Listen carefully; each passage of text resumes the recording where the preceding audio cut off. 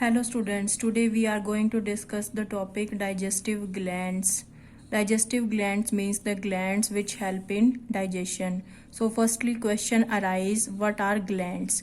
Glands means a cell, tissue or an organ which secrete something, and that secretion may be the enzyme, may be the hormones. But in case of digestion, these are the only the enzymes. So digestive glands, these are of three types. First are known as the salivary glands, second liver, and third is pancreas. So firstly we will discuss salivary glands. Salivary glands means which secrete saliva, and where saliva is present? Saliva is present in our buccal cavity. So these salivary glands are of three types. First is the parotid. This gland is present in our cheeks, we can say, near our ear. So first is known as the parotid gland. Second, submaxillary, or we can say submandibular. So maxillary word is related to upper jaw. So or mandibular, it is related to lower jaw. So the gland which is present in our lower jaw, that is the submandibular gland. And the third is the sublingual. Lingual word is related to the tongue. So below the tongue, sublingual gland is present. So there are the three glands, and these are in the pair. First is the parotid, second submaxillary or submandibular, and third is the sublingual, that is below the tongue. So now it is the diagram. You can see it is the sublingual below the tongue, submandibular means in the lower jaw, parotid near the cheeks, we can say near our ear. So these glands secrete a secretion known as salivary juice. So this salivary juice have saliva, and this saliva is present in our buccal cavity. Now we have to discuss what is the composition of saliva. So saliva have 99.5% water, and other electrolytes are also there, like sodium ion, potassium ion, chloride ion, magnesium, phosphate, bicarbonate ion also. So these electrolytes maintain the pH of saliva. Except this, the mucus is also there. Salivary amylase. Salivary amylase. Amylase word is related to carbohydrate. So this enzyme is known as amylase, help in digestion of carbohydrate. Other name of salivary amylase is ptyalin. So the firstly in our mouth, digestion of carbohydrate start, and this enzyme change starch into maltose. Other enzyme also there, that is the lysoenzyme. Lyso word means that help to dissolve the anything. So this lysoenzyme is antibacterial in action. If we have taken some food, so some bacteria are also present. So this enzyme kills the bacteria in our mouth.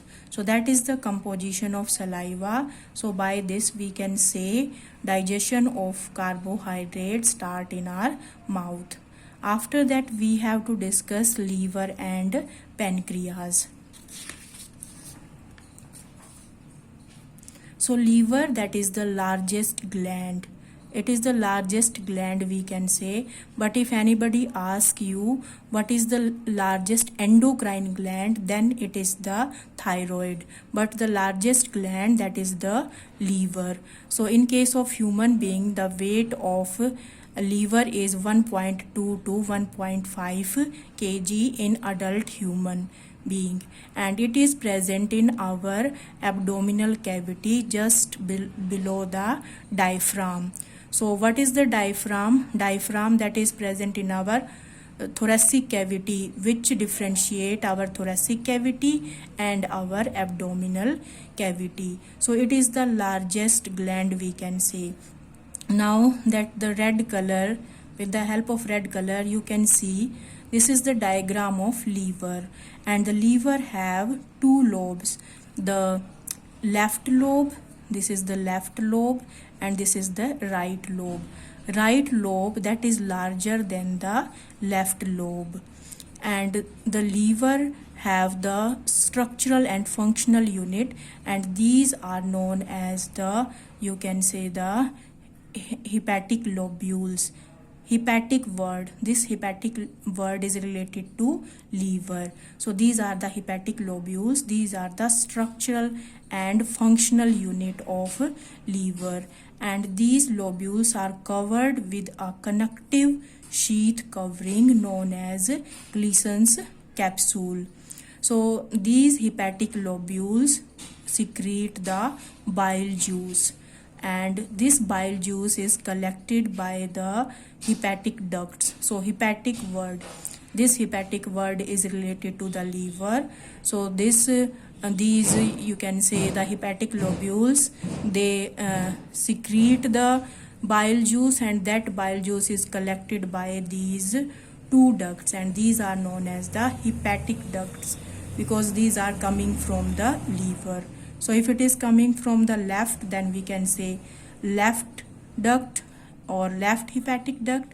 If it is coming from the right, then we can say right hepatic duct. And when these join, then it is known as common hepatic duct. So that is from the left hepatic duct, that is the right, and here there is the combination known as common hepatic duct. Okay, so in the liver also one sac-like structure is present, and this sac-like structure is known as gallbladder, and the duct of this gallbladder, that is known as the duct from this gallbladder, known as cystic duct. So duct of gallbladder is known as cystic duct, and duct of liver is known as hepatic duct. So the bile juice that is secreted by the liver, that is collected by this cystic duct, we can say the duct of gallbladder, and this bile is stored in this gallbladder. Then this bile juice transfer to the common bile duct. Why it is known as common bile duct? Because the one duct from the liver and one duct from the gallbladder, so it is the common bile duct. This common bile duct then transfer the bile juice to the pancreas. Here what is it? It is known as pancreas, and pancreas, it is a, you can say, it is a, you can say, heterocrine gland or a compound gland. Why it is known as compound gland? Because it work like exocrine gland also and endocrine gland also.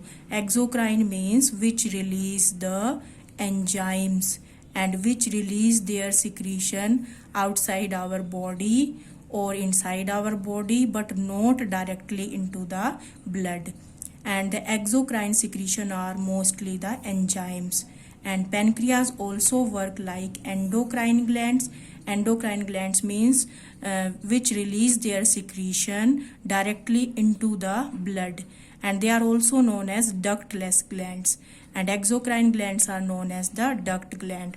So the endocrine secretion of pancreas, that is, you have already heard insulin, and second hormone, that is known as glucagon.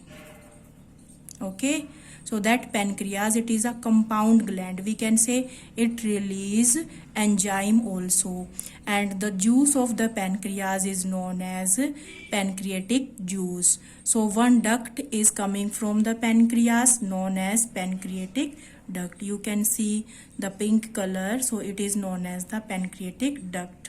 So the duct from the pancreas and the duct from the liver, known as the common bile duct, they join together and make a common duct, and this common duct is known as hepatopancreatic duct. Hepato word is related to liver and pancreatic word is related to pancreas. So we can say the common duct, and this common duct then open into the first part of our small intestine known as duodenum, and with a opening, and this opening is known as sphincter of Oddi. So that is about the, you can say, the duct system of liver, gallbladder and pancreas. Just that is about the today. Okay, thank you.